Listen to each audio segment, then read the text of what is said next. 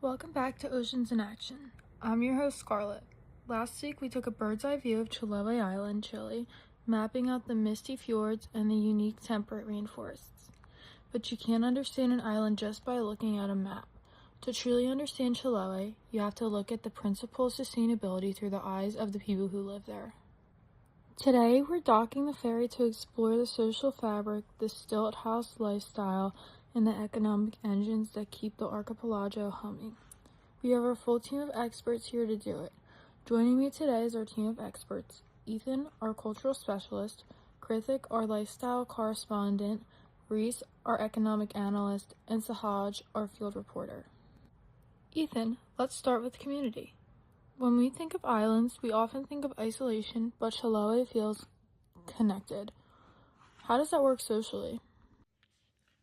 You're right, Scarlett. It's actually the opposite of isolated. There's a concept here called minga. It's an ancient tradition where the whole community comes together to help a neighbor.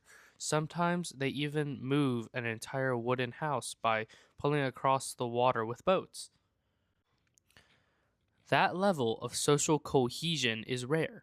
Whether you are in the bigger hubs like Castro or the smaller villages like Tenuan, life centers around the Plaza de Armas and those incredible UNESCO listed wood churches. I've seen photos of those churches. No nails, right? Exactly. Built by local shipwrights using only wooden pegs. But the social identity goes even deeper into the invisible world. Chile is famous for its mythology.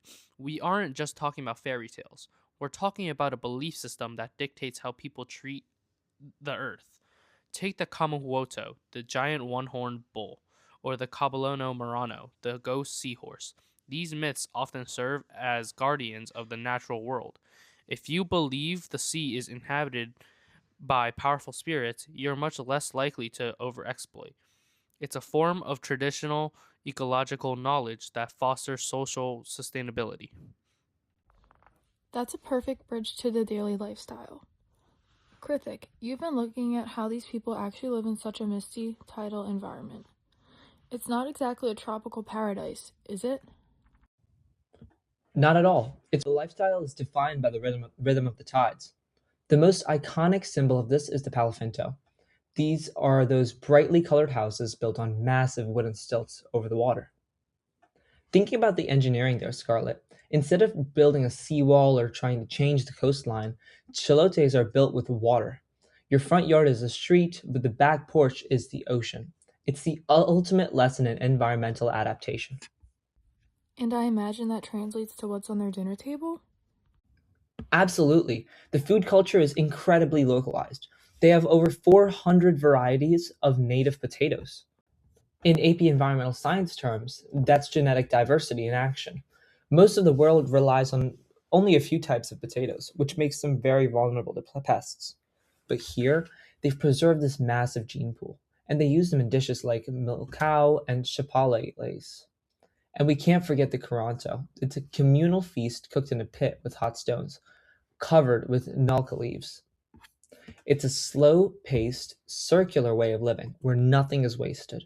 Every walk through the rolling pastures or ferry ride between islands is a reminder that they're not just on the island, they're a part of it. This is the life.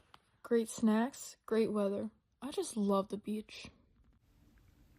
Are your snacks always getting attacked by pesky seagulls, trying to enjoy a peaceful lunch by the shore? Hey, that seagull just stole my lunch. Then you need the Gold Guard Picnic Dome. This product was inspired by coastal fishing nets used for centuries. This lightweight dome protects your food from sneaky flying thieves. Whoa, my sandwich is safe and the birds are furious. The Gold Guard Picnic Dome, because your sandwich shouldn't become seafood. Get yours today, available at the gift shop. We've talked about the heart of the island, but let's talk about the wallet. Reese, how does an island with such ancient traditions survive in the 2026 global economy? It's a complex story, Scarlett. For centuries, the economy was just small-scale farming and timber, but recently, aquaculture has completely transformed the archipelago. Salmon farming is now the primary driver of economic growth. It's actually reversed the population decline. People who used to leave for the mainland are coming back to work in ports like Quilon and Dauku. But as we know in this class, there's no such thing as free lunch. What's the environmental cost? That's the big debate. High-density fish farming can lead to nutrient pollution and impact local biodiversity. This is where the economic pillar of sustainability meets the environmental pillar. The island is trying to pivot toward aquatourism and sustainable sport fishing. They want to use their maritime heritage to attract tourists who want to see the UNESCO churches and the artisan markets rather than just relying on industrial fishing. You're right on, Reese, and that microeconomy is really rooted in the traditional indoor home. Because it rains nearly 300 days a year here, the lifestyle is centered around the fire. It's where weavers turn raw wool into their famous waterproof Chiloé sweaters, and where the social Minga energy is recharged over tea. It's a beautiful, sustainable loop. The environment dictates the architecture preserves the culture, and the culture sustains the local economy. They aren't just weathering the storm and going through it, but they've rather built their entire identity around that mist. It seems like Chiloé is a place of contradictions. It's ancient myths and modern salmon farms. It's slow-paced living but high-speed economic change. Exactly, Scarlett, but the common thread is identity. Whether it's a marketing manager promoting wool or a fisherman on a ferry, everyone there seems to know that if the island's environment fails, then their social and economic worlds would fail too. Exactly. It's a reminder that we don't just live on our environment, we live with it. Whether it's a house on stilts or a 400-year-old potato, sustainability is just a way of life here. A perfect summary of sustainability. Next week, we're going to look at the specific threats facing these water, from climate change to industrial runoff, and solutions that the Chilotes are dreaming up. Thanks for joining us on Oceans in Action.